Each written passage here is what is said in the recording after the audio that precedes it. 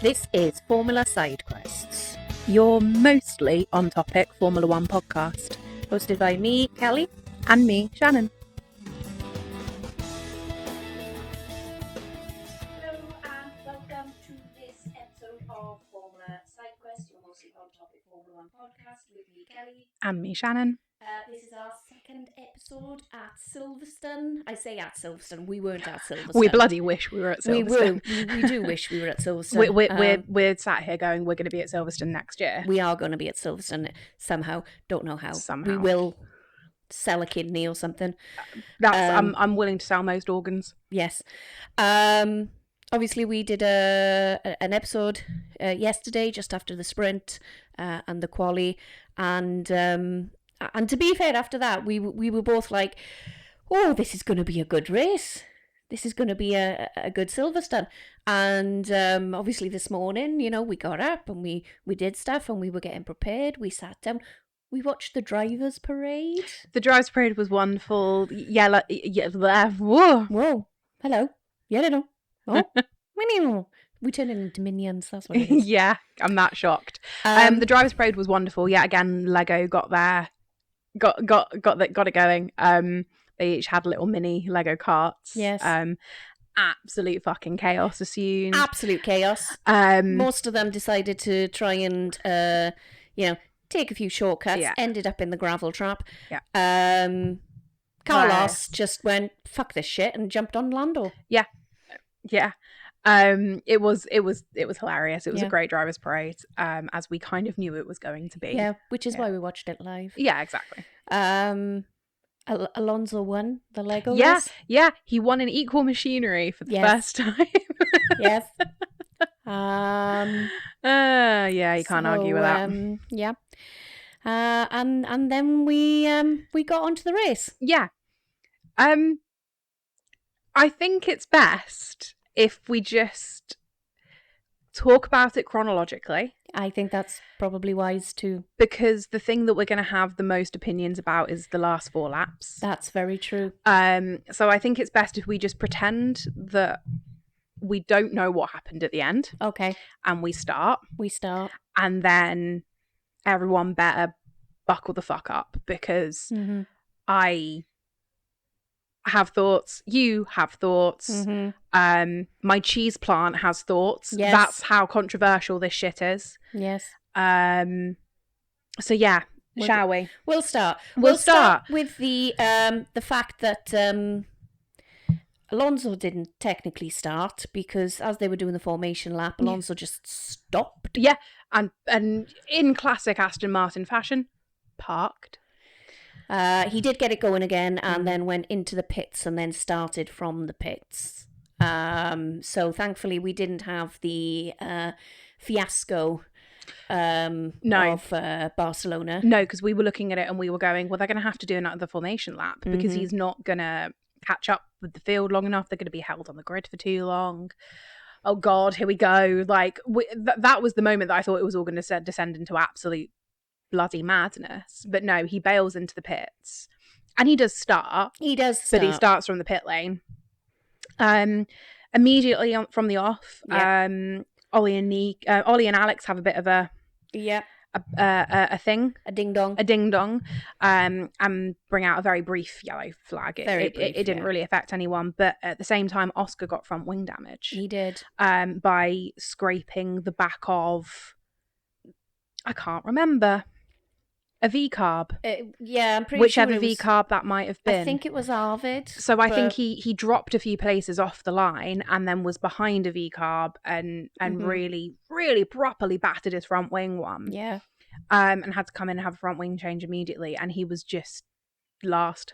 Yeah. He was just last. The only reason he wasn't dead last is because Alex had been faffing more in and out of the pits. Yeah. So a really disappointing start for Oscar there. And then Alex gets a 10-second penalty for that collision with Ollie for causing a collision. When you look at it, it is pretty cut and dry. Yeah. He didn't leave enough space. No. It wasn't wonderful. No. But then that just added to his, oh, you're really at the back. Yeah. Really, really at the back. Yeah. Next thing we know, lap 8, Lewis is being investigated for a false start. Yes. Now, obviously, we have at the start Kimi in pole. We've got Charles in second, and then we have Lewis was in third. George in fourth. I know. I have just watched the race. It was a fantastic start off the line. It really, really was. They did an incredible job. And we get a Ferrari 1-2 straight off the bat. And by the time we're into turn 4, and Ollie and Alex are having a ding dong in the back, we've got Charles, Lewis, Kimi. Brilliant, absolutely brilliant. And then we get to lap 8, and they're like, Lewis jump start. What? Pardon? And when you look at it, the car twitched, but he didn't roll. No. And my mum actually made a very good point of like, actually, did that not disadvantage him more than it gave him an advantage? Because he clearly twitched on the clutch. The red lights held for an exceptionally long time. They did, yeah, just a tad too long. He obviously twitched again in that racing driver instinct of like, will they go out about now? The car jolted, but it didn't roll, and absolutely everyone, bar Jolie and Palmer, yes, was talking about the fact that he didn't leave his pit box. He didn't roll he didn't go out forward. No. So, is that a false start? Obviously, in the end, in the grand scheme of things, then wasn't the time to argue. They didn't argue; they just accepted it. Lewis himself said in a post-race interview, "I jump started the start." It's an interesting one. I don't know. It's an interesting one. Yeah. I'm not entirely sure I agree, but it was a 5-second penalty. So yes. He then needed to get his head down and create at least a 5-second gap between him and P4. So yeah, that happened. Then the strategy starts to get interesting.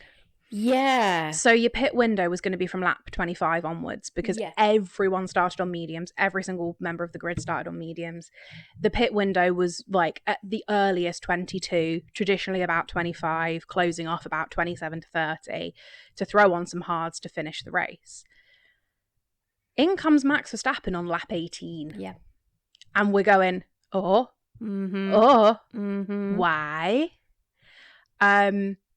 As it happens, banging strategy. Absolutely on point. Banging strategy. So he comes in early, throws on some hards, and starts going, this is what I got. How do you feel about that? Yep. And I can tell you how everyone felt about that. Oh, shit. Yep, because then we start getting it. Not everybody, but the majority of people are then immediately going, crap. We're going to have to start bringing people in. So we get, obviously, it seemed that Isaac was on the same sort of strategy as Max because lap 20 he comes in. Yeah, for his... 2 laps later, he's doing the same thing. But we're getting the Haas coming in. Yeah. We're getting Racing Bulls coming in. Loads of people that, given how low down the Red Bulls qualified, the people that were potentially feasibly fighting them for points were starting to twitch and going, well, we need to cover that off. We need to make sure that if we are all fighting for P7, P8 by the end of it, that we're in a good stead to do so. The Ferraris held. They did. The Mercedes held. And I would just like to point out that we did have a slight disagreement about that. We had a huge disagreement about that. Okay. A huge disagreement. I was being polite. We had an absolute lover's tiff in front of someone that didn't know us very well. About that. Because I was adamant that Ferrari ought to have chased that.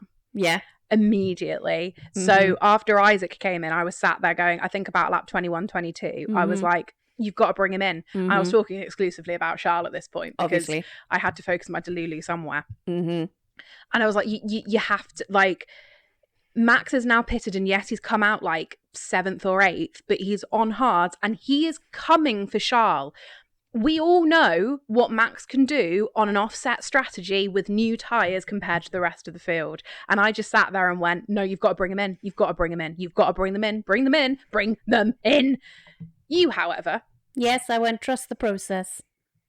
And I reminded you that it was Ferrari. And I still went trust the process. Yeah. So they start bringing them in. They brought Lewis in on 24 and They did, yeah. He went, no, my tyres are still good. And we just Yeah. went, shit. Like, what are you doing? But his outlaps were pretty darn good. Oh my God. So actually, I don't think his tyres were as good as he thought they were. Yeah. Which I have to wonder now, like thinking on it. Is he so used to that Ferrari being quite shit that when the tyres start to fall off and it gets difficult to drive, he just goes, it's fine. But actually, you throw him on a new set of tyres and he comes back out and he goes, oh, actually, it really wasn't. It's interesting, isn't it? It's like it is, yeah. what you get used to. And then they brought Charles in a lap later on 25. Excellent stops from the both of them. No issues. No issues. Nothing really cracking off there. No. And then we settled in, basically. Yeah, we had George come in a little bit after that. But nothing that was sort of feeling off kilter. And of course, because of all of the pit stops, we now have Kimi in the lead. And then we get to, I think it was lap 32, and we start having the radio from Kimi about... Don't let everyone... Undercut me. He's quite... DC has talked about this a lot, and a lot of other tech commentators talked about it as well. He makes his feelings known on the radio. Yes. He's quite excitable. He's vocal. But what everyone gets concerned about is that when you start channeling those energies into something like that and having like quote unquote conversations on the radio about these things, your concentration's slipping. And Kimi has been known to make some silly mistakes because he's got a little bit too into the rhythm of complaining or making his or expressing his thoughts and feelings on it. And at that point, Bono's just going, we're fine. Like, I'll tell you if we're not fine. And it is that element of trust your engineer. Really, really do trust your engineer. And out of everyone on that grid, I'd be trusting Bono with my life. Oh God, yeah. So yeah, he's making all the noises, but Bono's sort of going, we're good, we're okay. All I need you to do is drive right now. I'll tell you if I need you to do anything else. So on lap 39, Nico unfortunately DNFs. Yes, unfortunately. Which made me very sad. Because A, because it's Audi, B, because it's Nico, C, because it's Nico at Silverstone. Yeah. And there was magic in the air last year, and clearly there wasn't this year. No, unfortunately no. But that brought out a virtual safety car. And what did I start shouting again?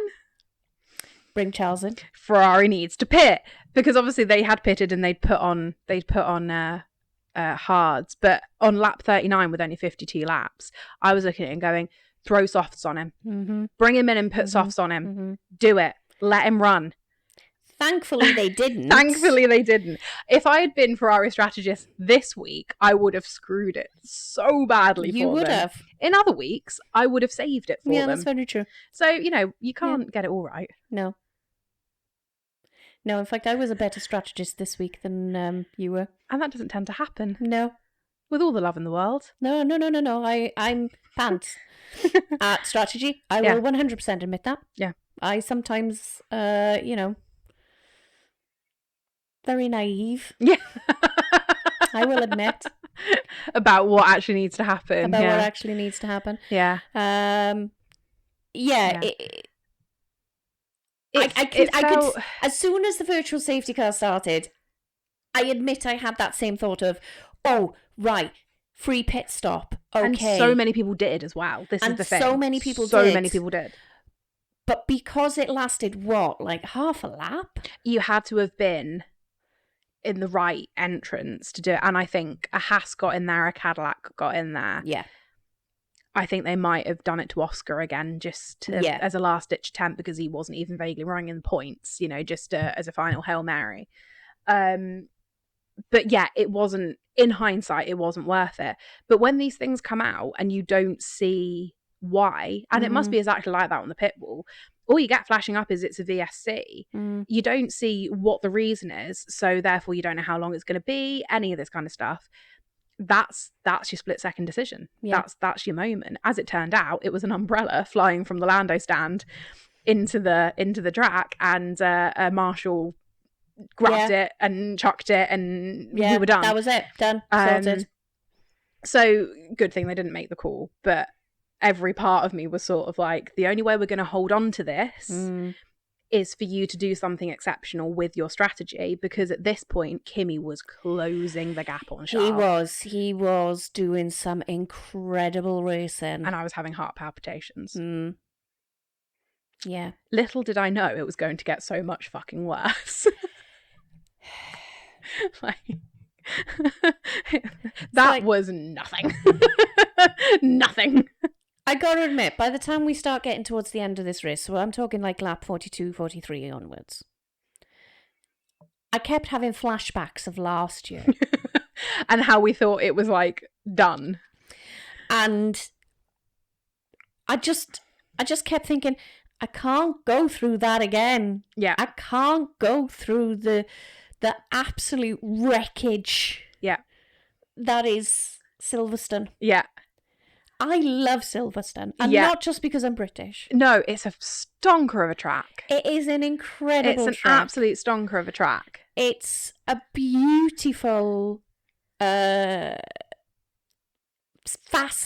corner track, and you've got some amazing corners, and even if you're only like a part-time F1 fan, like, you know what I mean. No, I enjoy that as terminology. I'm a part-time F1 fan. Yeah, you know of it, you watch it sometimes. Yeah. You maybe only ever watch it like Silverstone because Channel 4 have got it happens to be on the telly. Yeah. That kind of thing. You know Silverstone. You know Maggots and Beckett. Yeah. You know the Hamilton Straight. You know the Hamilton Straight. Yeah, you're right. You probably even know the Wellington Straight and why it's called the Wellington Straight. You know, it's one of those tracks that you just know. Yeah. And it is beautiful to watch, and there have been some amazing moments.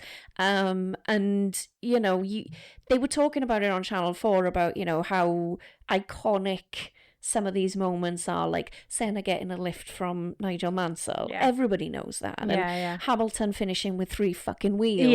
Yeah. It just brings such beauty to the sport. And I'm getting towards the end of this race and I'm going, I want a beautiful race, people. Yeah. Can we have a beautiful race? And I don't want to end up on the floor with my heart in my mouth, which I fucking did. Which you absolutely did. And it was all genuinely in the last 10 laps that it all started to delaminate, is the way I'd put it. Yeah. Like when you put puff pastry in the oven. What are you talking about my puff pastry for? Because the tarts were amazing. It was so good. It's the only thing that's got me through. Fair enough. So on lap 42, Kimi starts reporting. Well, doesn't start reporting. Comes on the radio and goes, mate, something's broken. Yeah. Like, it's broken. Yeah. And you can see, like, he's obviously felt something go. Yeah. Because he backs off into Stowe, like, way, way early. And I watched the gap. Like, I had my, because you have your eyes on the telemetry more than you have it on anything else at that point. And because I was watching him close the gap to Charles. And the gap suddenly plummeted. Absolutely bottomed out. And I was like, whoa, what's this? And he was going, something's broken. And he lost like 3-4 positions like that. It's just gone. So Bonner's like, right, come in, tell us what's wrong. And Kimi's going, I don't know. I can't tell you. I can't corner. It won't go. I don't know, but it's broken. Dives it into the pits. They change his front wing. They send him back out again. It looks like that could have semi-rectified it. He's running about 6th or 7th. Yeah.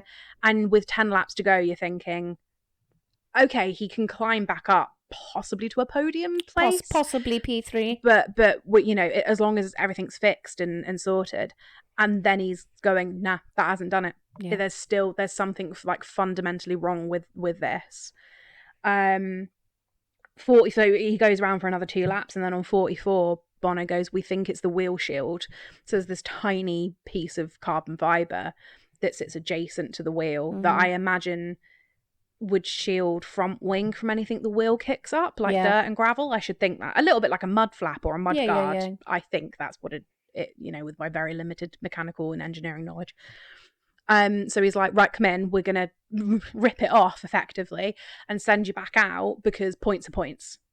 In this stage of the championship, you not getting any points and George being where he is versus you getting 1 or 2 points and George being where he is huge. Mm-hmm. As we saw last year, sometimes a 2 to 3 point differential is Key. The difference between all your hopes and dreams coming true and not.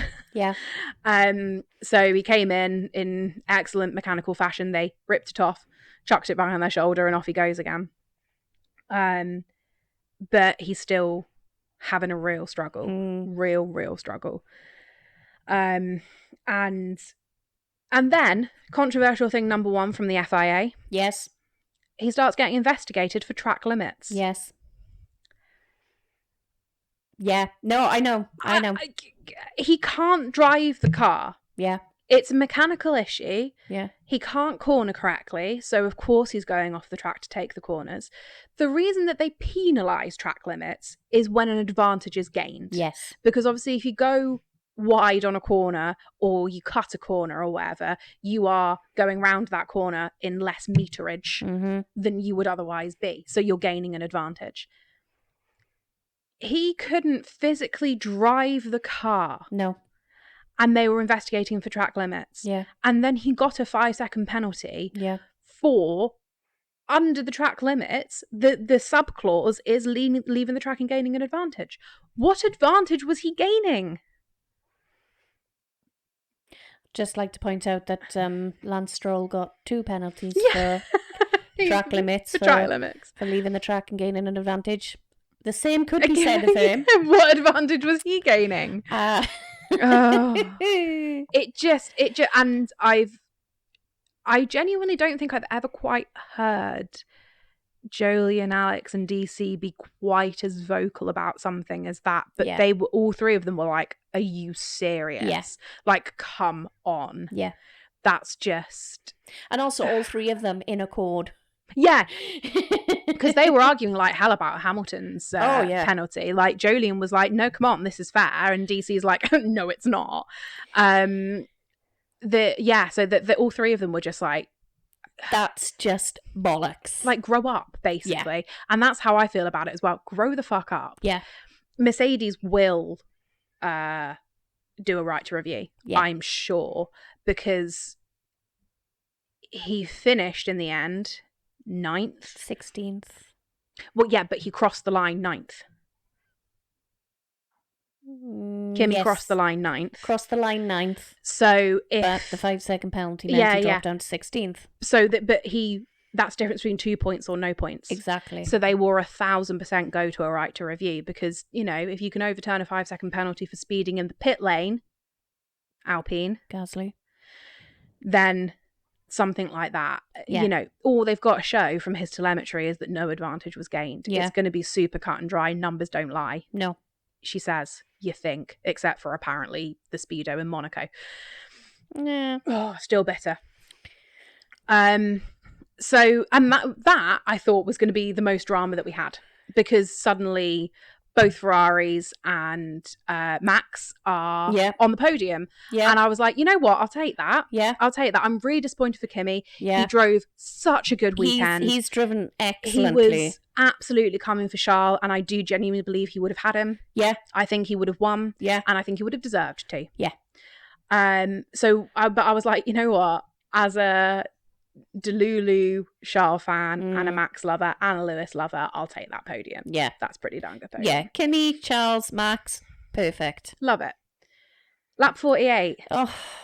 Suddenly there's a cloud of dust. Do we have to? And this podcast was your idea.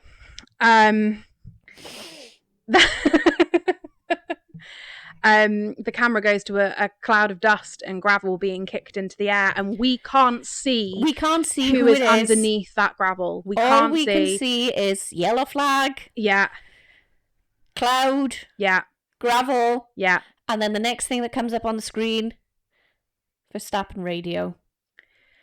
mate, this car is shit, what the fuck? Which was what his radio was. And it's just like, no!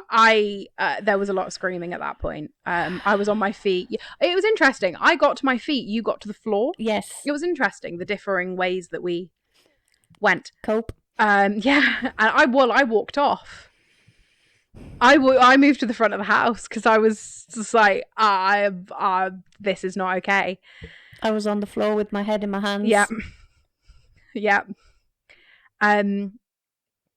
It was apparently, and it's very early on afterwards to confirm this, and this could be not true, but I have seen on the internets, apparently it was the same rear wing failure that he experienced in Austria qualifying that sent him off. Yeah. And to be entirely honest, watching it and watching how he had to fight it and how the car twisted and snapped, it looks like the same kind of failure. Very, very similar, yeah. He grappled. You know what? It was really quite scary. Before we knew that he hadn't hit the wall, because we didn't see the replay for quite a while. So before we knew he hadn't hit the wall, the way the steering wheel just snapped at him, and he completely let go for a second, then grappled at it to try and get control again. I've never seen Max react like that in a car. Like, this is the man that saves 90% of his spins. It was just painful. Just this year alone. Yeah, just this year alone, we've seen some amazing saves. Full 360, back on the track. So it was really quite scary. And then you saw that actually the gravel trap excellently did its job, and he didn't actually make contact with the wall at all. Thank God. Because that would have been another max high speed crash at Silverstone into the wall. Don't need any more of them. No. So obviously that brings out a safety car 4 laps before the end, and you're just going, I can't quite believe my eyes right now, because it brought George into third at that point. And we start trailing behind a safety car. Yeah. And Max is out. And I was really disappointed about that. Yeah. And then once everything sort of like settles and we've got obviously safety car is coming out, people are pitting. So obviously it became an absolute pitting circus, didn't it, for a while Charles again. comes in, pits, gets back out. He's still in lead. Great. Lewis and George come in to pit. And unfortunately, fucking Lewis. Not Lewis's fault. No.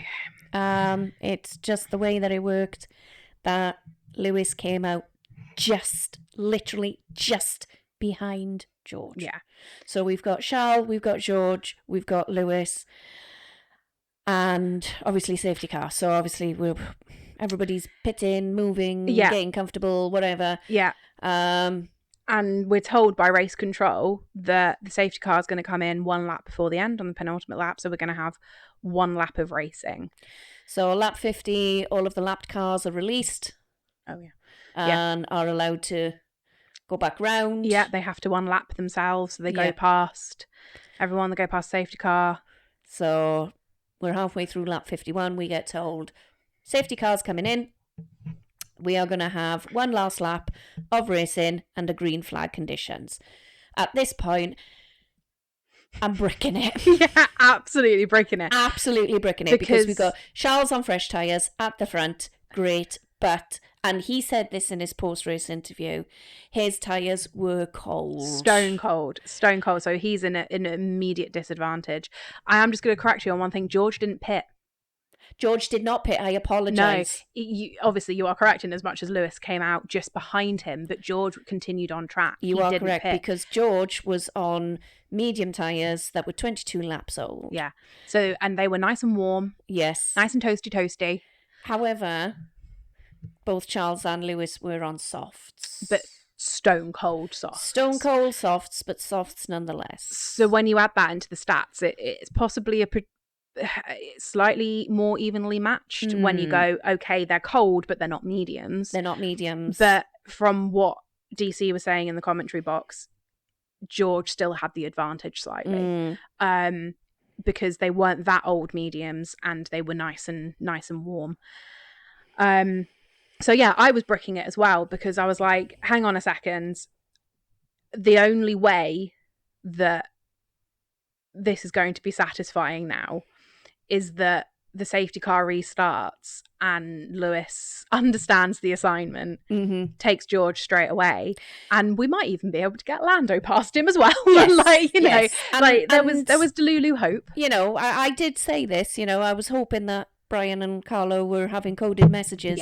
Between themselves and their drivers, you know, to pass on, this is what's going to happen, lads. Well, I think I've heard before that in those scenarios, if they're not directly battling each other, but they need to work together in those moments, drivers have set places that they are going to go after safety car restarts. So it really would have helped Lewis to know when Charles was planning on going, so that Charles can go, Lewis can get a jump on George, and that's where you need teamwork. And like you say, that's where Carlo and Brian need to be on the radio to each other going, we predict this is where you're jumping. Not even radio, get off your seat and run. And go and chat to him, because radio's too compromising. Anyone can hear that. Slide off your little pit wall seat, shuffle down a couple of places, lean in and go, hi Carly. So what's your plan? Charles tends to go around this point here. I would advise that we really needed that. And I had quite a lot of faith that Charles was going to hold on, because well, we've seen what those Ferraris do, like on starts. I know it's not standing start, but you know, I had faith that Charles had enough in the tank to hold on. And I truly believe that it would have happened, and we would have had a Ferrari 1-2, and even possibly a McLaren on third, because I'm going to be very polite about this. Okay, go on. I look forward to it. George did not deserve to be there. His racing this weekend was not podium level racing. No. Let's put it that way. No. Not in sprint quali, sprint, main quali, or that race. No. It was sheer accident that he was in a podium position. Absolute pure luck. And anyway, we'll come back to that. Because what then actually happens is we come up to the line in which the safety car is going to come back into the pits and release them and let them go racing. And the safety car stays. Yep. And I mean, this house was silent. Yep. We've been shouting for 51 laps. And we were silent because we were like, what? Sorry, what? Sorry, what? And actually the commentary box went dead silent for a second as well. The commentary box was silent, which again, these are professional commentators. These are gentlemen who are paid very well to constantly talk. Yeah, literally. And I imagine it was them looking at all of their screens and all of their data and going, sorry, what have we missed? Did I misread that? Did they not hang on a second? What? And what I really, really love is Alex actually said, so we were sat here and we were watching them come round and we were like, oh, so we're about, hang on a minute, what's going on? Why is this? Oh, what? The safety car is still out? Yeah. What? Yeah. It just mind-boggling. It doesn't, and so then they started debating, because obviously then we had a whole lap at very slow speeds behind a safety car to talk about the end of the race. And obviously they release all of the back markers so that they can make their way back to a position so no one's lapped. And they were going, okay, so did we literally just run out of space in as much as the those that had just unlapped themselves didn't catch up with the train, didn't catch up with the field? And then DC's going, no. Like in the rulebook, it does not say that the unlapped cars have to present themselves back to the field. They can be wherever the fuck you want them to be. Yeah. Like, obviously, it's an advantage for the front runners if they're as far away as possible so that they can have a nice, clean lap of racing. But there's nowhere in the rule book that those cars have to be caught up with the train. So it's not that. So what, quote unquote, running out of time did we have? Yeah. That meant that they felt that the safety car couldn't come in. Yeah. I'm. Well, this is it. We're an hour now after the race has finished. Are we really? We are. We are. We are an hour after the race is finished, and we're probably not going to get anything from the FIA until tomorrow. Because we never do. But it is going to be very, very interesting to see what they put out with regards to that, because there's not just going to be journalists asking, there's going to be drivers asking, there's going to be team principals asking, there's going to be a hell of a lot of questions being asked, because if on our telemetry, on our Channel 4 coverage, we get the notification that the safety car is coming in, that means everybody else has had that same fucking notification. Absolutely. And I can't wait for the radio roundup, which usually appears about 12 hours afterwards, because I imagine every single engineer is going to be on the radio being like, right, ready for restart? Restarts, like, right, safety car line. Oh. Yeah. I don't believe that anyone would have had any different information than we had, which was it's coming in now. So if you were those top 4, psyching yourself up, ready for a restart, to then just Charles must have been the most confused man on earth at that moment. To psych yourself up and be like, right, where am I holding them? I'm got to go, you know. If Ferrari had done the strap. The information that is going through your mind at that point. Yeah. You know, right, the car is coming in. I need to restart this race. I'm the one in charge. I need to make sure that I'm going in front and keeping that fucker behind me. Yeah. Says every single driver all the way down the grid. Yeah, absolutely. You know, it just... It really does boggle the mind. I don't understand how we can have such miscommunication. And it's such wild miscommunication. And for reasons that I can't understand, because if they've declared that the safety car's coming in, they've therefore declared that the track is safe to race on. Yeah. So Max's car is well out of the way and safe. Max is well out of the way and safe. The track's clear of debris. The marshals are safe behind the barriers. We are safe to go racing. If it's safe to go racing, why aren't we? Yeah. As everyone was talking, the general rule of thumb is that race directors, team principals, and drivers all agree that finishing a race under green flag racing conditions is the preferable state. You'll only ever finish under a safety car if you absolutely have to, and we haven't done it many times that I can think of at all. Or you just completely red flag. Yeah. And which then is preferable. You have a very long debate about whether you're going to do a standing restart and, you know, all of this BS. And, you know, it wouldn't have been worth it for one lap. But, well, would have made some good TV, but it wouldn't have been worth it for one lap. So what exactly happened? Yeah. That they went from, yes, we're safe to race, to no, we're not. Yeah. And why was that not communicated correctly? It made such an anticlimactic, flat ending to what was an incredibly action-packed race. And afterwards, you said this line, which I think perfectly summed it up. I shouldn't feel this flat for a Charles win. This is my thing, right? I watched a reel, this is what I was going to say, about 5 laps before the end, and I didn't, because I was like, hang on, we've actually objectively got a really long way to go. How fucking true was that? I watched a reel half an hour before the race start, that was about him, that was like, I know it's been like this recently, and it was shots of his DNFs and his crashes and him looking really dejected and angry and whatever. But just remember, it used to be like this. And then it was shots of his Monza win, his Monaco win, his 22 success, all the times he'd been on the podium, his celebrations with his team, celebrations with family, the beautiful moments of his, you know, the last few years of his career. And it really made me well up, because I was like, yeah, no, you're right. This is a driver that has shown that he can be on top, and he deserves to be on top, and he's a bloody good racer, and he needs to be there. And I watched that, And then as the race was going on, I was like, oh my God, it's happening. It's happening again. You can add that footage. Yeah. You can add what's about to happen onto that reel. You can, like, look at what we're about to get.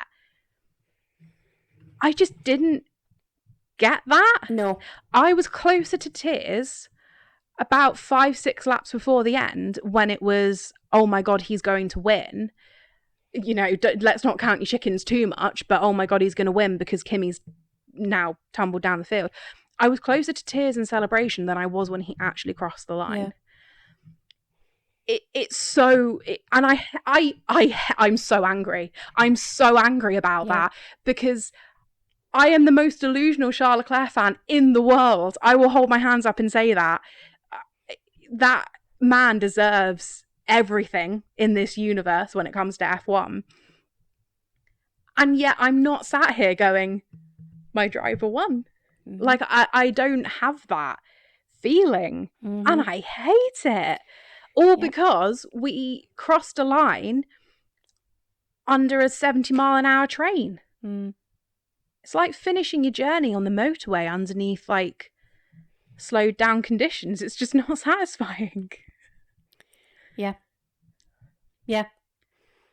And again, it's the FIA. It's the fucking FIA. The meddling bastards. Yeah. I don't get... Obviously, we needed a safety car and we needed to get Max clear and we needed to get those marshals safe. Yes. Like, 1,000%, absolutely. Yes. Oh my God. Sorry. We still have it running in the background and on mute, and I've just seen a shot of Max in the media pen for the first time, and yeah, that hurts. That hurts quite a lot. Oh, Max. Yeah, so I'm not saying that the safety car was an incorrect decision. It absolutely wasn't. No. Obviously. Like you say, it needed to come out. It needed to happen. It had to happen. There was a serious, clear danger to other drivers. With Max and the car where it was. We needed the safety car, and it had to be an actual safety car, to be a full safety not car. A virtual safety car. No, all of that was correct. All of that is correct. Why the fuck did they change their mind and not bring the safety car in? And I just can't. I just have no answer. I have no answer, because then the other side of it is, and obviously, for me, my biggest disappointment is that it didn't feel like a proper win for Charles. And I think the other thing, I will get off my soapbox about Charles in a second, I promise, because we need to really talk about George and Lewis. But I think the other thing with it is, now if anyone in the media dares to say that the only reason he won was because they finished under the safety car, I'm going to start throwing shit. But I can completely see that happening. I can completely see now the narrative of, well, he's been having so many, he started the season quite strong. He had a couple of podiums, amazing. And then his form's really dropped off. He's had a couple of really bad DNFs, his own fault, crashes, mechanical failures, whatever. So, he wasn't on form. It wasn't that his driving skill took him to the win. It was, he only won because they finished under the safety car. I can see that narrative happening now, and it's not true. No, it's not true. He led for over half the race. Well, he led for the entire race. He didn't, because Kimi Antonelli... Well, okay, yeah, but that didn't count because it was pitting. It still fucking counts. Well, okay, fine, technically, but pitting. He led for over three-quarters of a race. There you go. And okay, fine, and fine. Like, Kimi was probably going to have him, and he wasn't going to win, but he would have had a second, and he would have fought for it, and it would have been exceptional racing. Exactly, and they would have both deserved it. And actually, he might have got back. He might have kept first. He might not have made it, and their 1-2 would have been exceptionally deserved, whichever combination it was. Yeah. But I can just see this narrative forming of, it wasn't his driver's skill, it was luck because of the safety car. And everyone that knows me is going to know about it if I see any article written about that. See, the thing is, if there's anybody that they need to talk about when it comes to luck under the safety car, it's fucking George Russell. Exactly. It should all be directed towards George Russell. And that's Kelly's way of nipping my rant in the buds and moving on to the next bit of the podcast, which is... George Russell didn't fucking deserve it. He didn't fucking deserve it. Now, I'm going to come out with a bit of a George defence to begin with, which I know is, Okay. He hasn't had a very good weekend, but most of it hasn't been his fault. No. I will concede that. Yeah, thank you. I do feel sorry for him in a couple of places and a couple of things that happened, because he has had a lack of control over some shit that's gone down. Oh, look at the Lando stand that's spilled out everywhere. There's just dots of fluorescent everywhere. Very cute.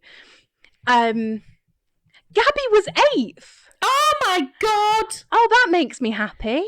Oh, that's amazing. So another thing is that we were so stressed with how the race finished that I do not know anything below P4. Yeah. So we're just looking at the standings now. Gabby finished 8th. That's amazing. Ol didn't get into the points. That's a shame. And Lance was last. Okay. Yeah. So I will defend George a little bit, that it was a bit of a struggle of a weekend. And then there were some battles that he had on track that he drove really quite well in. Like he was doing some good driving when it came to some of the passes that were happening. Yeah. But it was still only a P4 drive. Yeah. It really was not a podium. It wasn't a podium drive. Like the whole, if you just take the race on its own and never mind everything else that happened in the weekend, it wasn't a podium level drive. Yeah. So that's a safety car benefit. Because, and this is the reason why the teams are going to be asking questions. And Ferrari's in a really odd position here, because obviously Charles massively benefited from that and Lewis massively lost out from that. Yeah. Because if we'd been able to go battling and have a safety car restart, Lewis would have had a mega shot at getting PT. Yeah. Mega shot. Yeah. And, depending on what happened, if Charles had done something wrong, whatever, Lewis might have even had a shot at the win. Yeah. Very true. Yeah. And that's the narrative we should be talking about when we talk about safety car luck or no luck. Is it really negatively impacted some people, like Lewis, like Lando. Who knows what could have happened. Shit goes down on a safety car restart, and we aren't gonna know because the fuckers stole it from us. And that's very much what it feels like. It feels like a stolen moment. Yeah. We watch this because we want to watch racing. And we've said that so many times, and commentary has said that so many times for so many years now. Whenever stuff's been messed with, and when things have been intervening, and you go, but we're here to watch racing. Yeah. And you're never gonna know, like you say, you're never gonna know because it's a stolen moment. Yeah, I know. I want to be more satisfied with what just happened. I really, really do. Lewis was on the podium again at his home race. Yes. We had 2 Brits on the podium in Silverstone. We did. And Charles won for the first time, as everyone keeps fucking reminding us. Yes. Did you have to keep going on about that, Jolene? Since Austin 2024. Thank you very much, Jolene. Which is so painful. Because that's getting on for 2 years. But it just... I know. It just feels wrong. Yeah. And we should be happy. Because you're a Charles fan, I'm a Ferrari fan. Yeah, exactly. I should be freaking ecstatic right now. The only thing that we should be feeling negative about is Max's DNF. Which was heartbreaking. Which was really heartbreaking, and yeah. But yeah, I just don't know what to do. I don't know what to do. Like, yeah. Yeah. I know. What the fuck, FIA? What the fuck? The FIA have meddled in, how many rounds have we had now? 9? 9. In what, 4 of them? Yeah. To fundamentally change results and the way we've gone racing. And what? it's meant. It's And starting to get a bit. Well, it's very annoying. It's also starting to get a little bit scary. Yeah, you're right. It is. They feel the need to meddle. Yeah. We don't need meddling. No. We've got plenty of drama and stories and fantastic racing without the need of somebody else going, oh, but I want this narrative. It's one of two things, exactly as we said in Austria. It's either purposeful meddling, which is just an absolute no-no, or they've got some really undertrained people in the FIA at the moment, because it's identical to the single yellow, double yellow situation last week in Austria. Yeah. It was either that someone looked and went, last 30 seconds of qualifying, last lap of the race, we want a certain narrative, let's push it. Or someone went, shit, I've hit the wrong button and I've waved the wrong flag for this crash. Yeah. Or shit, I've hit the button that said that the safety car's coming in and we've decided it's not. Or someone went, I'm bringing the safety car in, and someone else went, no, you're not, you can't. Or, you know what, it's either ineptitude or purposeful meddling. Yeah. I hope it's ineptitude, because that can be resolved and rectified and far quicker and far easier, because you just, I'm afraid, brutally bin off the people that have been making the mistakes and bring another set of people in. If it's purposeful meddling, we are fucked. Yeah. We are absolutely fucked. Yeah. And I don't know to what end. I don't know to what end that would be. I don't know what narrative they're trying to push. I don't know what result they want. Other than the FIA are French and Charles is basically French. I don't know. Is that a thing? I don't think that's a thing. I think that's really stupid. I don't think it's a thing either. I just don't just let them go racing. Yeah. Just let them go racing. I don't get, unless we see footage of that corner of Max's crash and actually you see that it's not a clear track, it's not safe to go racing, and that's why, then I have no explanation. Yeah. And I don't think there's any other acceptable reason to have not bought that safety car in. No, 100%. Right. I think that's enough ranting from us. I feel like I need to go and do like a 10-mile hike or something to get it out of my system. Yeah. Or punch a wall. Or maybe not punch a wall. Shall I yeet Shoom at the wall? That's mean. No, don't do that to Shoom. It's not Shoom's fault. No. He looks as dejected as I feel. Yeah, bless him. He's in his Ferrari colours and everything. Yeah. Right, so that is our roundup of Silverstone.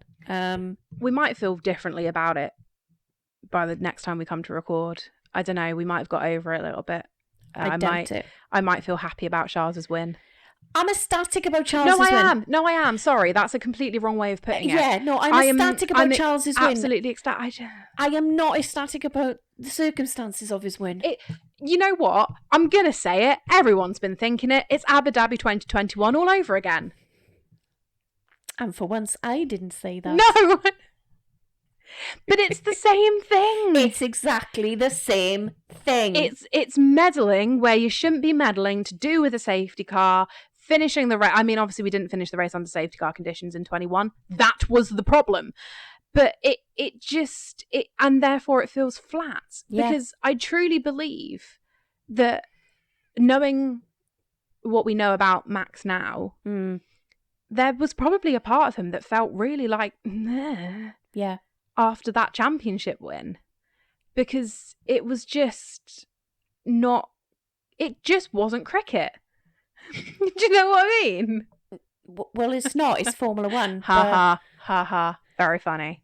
I know. I'm hilarious. You are hilarious. And I probably shouldn't say that, because if there's a chance that we don't have a British audience, like a purely British audience, that phrase is not going to land at all. No. It's just not correct. As we've seen with the media at Silverstone this week, one of my favourite parts has got to be when they're going, What is these British phrases? Yeah, yeah.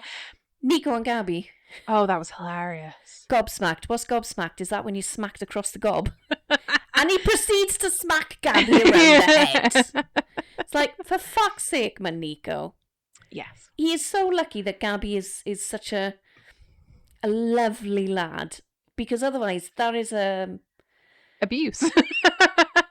sexual harassment, I was going to say. But sometimes Gabby gives as good as he gets. He does. Sorry, complete tangent. I don't know.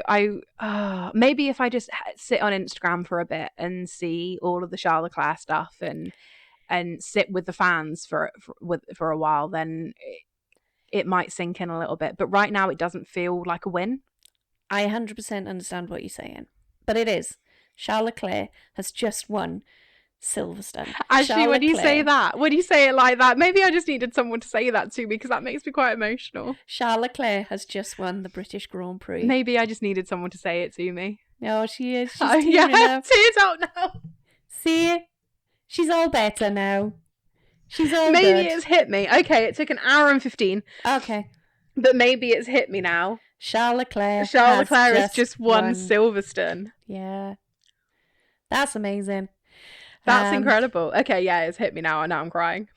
Okay. So is this the content everyone wanted? Who knows? So that was Silverstone. Oh, Christ on a bike. I'm going to need... You know how I took Friday off? Yeah. I think I need to take tomorrow off just to get over that. Well, good luck trying to wrangle that. Yeah, no, it's not going to happen. No. But, So we've got a week off. thank God. We will be back for... Is it the Hungary? Spa. Is it Spa? We keep doing this. How many times do you want to do this? Spa. How can I forget it's Spa? It's Spa, then it's the Hungaroring. Do you know why? Because I'm so used to Spa being in the end of August. And when they changed it to bring it forward... No, that's fair, actually, yeah. They did it because of the weather, didn't they? Well, yeah, because they were like, we can't keep having rain at Spa. Why not? Why Makes not? Great racing. That's what Spa's about. It's basically like rain at Silverstone, which, by the way, first dry race in how many years? Yeah, quite a few years, actually, yeah. Yeah, that's a good point. So, yes, we're having a week off, which is good because it means I've got a few days to edit. And we will be back on the 19th of July for Spa. Yeah. Yeah. Right. Well, thank you very much for listening. This has been Formula SideQuests, your mostly on-topic Formula 1 podcast. With me, Kelly. And me, Shannon. Bye. Bye. Right. Hello. Welcome back. So it turns out I should have opened Instagram 5 minutes earlier than I did. Hi again. Hello. Don't mind us. We now have an explanation as to what the fuck happened with the safety car. Mm-hmm. And as it turns out, we were never, ever going to go back to racing. No. So, let me gather things. So, regulation states, and I can even tell you what article. Article B5, 13.5 states that 1 lap must be completed following the unlapping procedure. Mm-hmm. Now, the unlapping procedure begun on lap 50. Yeah. It was not completed until lap 51. Mm-hmm. Therefore, 1 more lap underneath the safety car must have been completed after that, which is lap 52. Yeah. Lo and behold, we've run out of laps. Yeah. There was a software issue. Yeah. In which the entire thing glitched, basically. Mm-hmm. And it went from safety car deployed to safety car into safety car deployed. It was complete error, and actually, I believe someone has fully pulled out all of the... Yeah, they've pulled out all of the, like, FIA button pushes, basically. So... It shouldn't have been broadcast at all. So the FIA message system that can be accessed anytime during the race, as you can see above, so in the photo, says, following the first safety car deployment warning, a first indication of safety car ending was shown on lap 51 before being immediately overturned by another safety car deployed message on the very same lap. This was a full software glitch, which states that no one actually pressed a button. No one actually actively called the safety car in. Mm-hmm. It was all completely computer error. What the FIA are basically stating is that it's very clearly written in the rules that they were never going to go back to racing, and all of the teams should have known that. I understand where they're coming from. I really do. Yes. Because, you know, there's a section of the team whose entire fucking job it is to know the rules, and that's not George Russell and Max Verstappen. It's just there's a section of the team that ends up being George Russell and Max Verstappen. Yeah. However, in the heat of the moment, are you going to remember that like fuck? Are you? No. So why didn't the FIA, when they clearly realised that by the time they'd decided that the lapped cars could be released on lap 50, they clearly must have gone, right, so that's going to take blah blah blah blah blah blah blah. We are not going to go back racing under green flag. Yeah. Why didn't they then relay that information to the teams and further? Yeah. Yeah, because the FIA have a direct radio to all of the team. Yeah. I don't know whether it's team principals or who on the pit wall they have. But because they radio back and forth a lot about things, and when they get when a team gets warned for track limits, it's actually someone the FIA coming into the radio and going, oh, yo, tell your driver to lock it in, kind of thing. So yeah, they should have just jumped on the radio and gone to all teams and just gone, ignore, we are finishing under safety car. Or it should have been said at the very, very beginning, like you say, just, you know the rules and regs. Yeah. We're not going to be able to get the unlapped cars past until the penultimate lap. Therefore, the last lap is not going to be racing. It's going to have to be under the safety car. Yeah. And I think if they had just put out something to say this is what's going to happen, we wouldn't have had all of that confusion. No. Because it wasn't just us as fans. It was everyone. It was the commentators. It was everybody on the pit wall. It was the drivers. And you can see that when they're getting out of the cars. Yeah, the complete confusion. I think probably the best place to be in that moment would have been in a grandstand, because you wouldn't have known what the fuck was going on. Yeah, that's very true. It's probably the most settled place to be in that moment. Yeah. So yeah, that's what happened. Yeah. Complete software glitch. We were never going to go racing. No. I don't know if I feel better or worse about that. I think I feel better. I feel better knowing that it wasn't a deliberate meddling. Yeah, and it wasn't a human error. Yeah. It was a computer error. And I feel a little bit better about it knowing that it was just never going to happen. Yeah. That makes me feel like we weren't robbed of something in a way. Yeah. Because it's not a decision that's robbed something. It's just, it was unfortunate that if Max had gone into the wall 2 laps earlier, we would have been all right. Do you know what I mean? Yeah. Next time, Max, if you're going to fucking piss off if you're going to do it, you know? Yeah.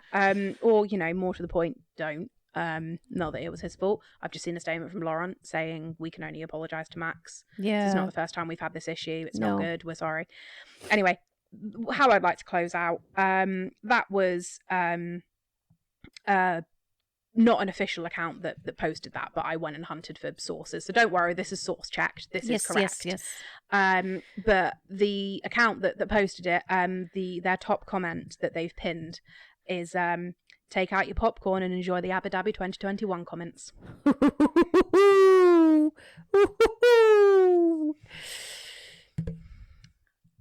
Yep. And with that, we're actually going to go now. Yeah, with that, we are going to say goodbye for the second time. For the second and hopefully final time. Unless I open Instagram again and suddenly go, shit, Kelly.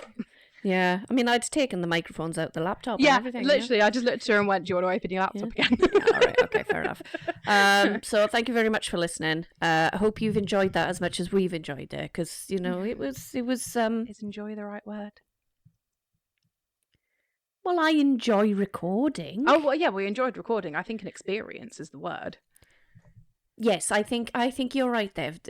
From the Lego race at 12 to... all the way through to the race ending at 5:45.